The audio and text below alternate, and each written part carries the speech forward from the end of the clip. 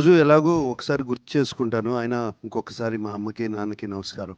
ఇది 50 years of Annapurna studio దాటేసింది.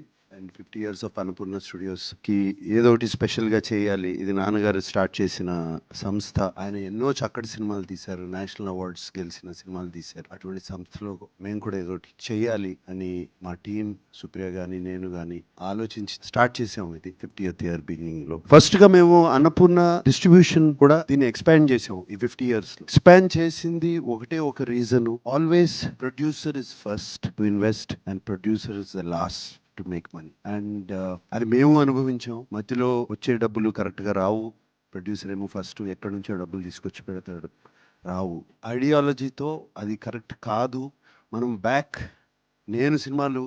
నేను యంగ్గా ఉన్నప్పుడు చేసిన సినిమాలు, నాన్నగారు చేస్తున్నప్పుడు సినిమాలు, అప్పుడు చేసిన డిస్ట్రిబ్యూషన్ పద్ధతి మళ్ళీ తీసుకురావాలి అని చెప్పి అన్నపూర్ణ డిస్ట్రిబ్యూషన్ దీన్ని స్ట్రాంగ్ చేసుకుంటా ఈ మధ్యనే నైజాంలో కూడా డిస్ట్రిబ్యూషన్ స్టార్ట్ చేశాము.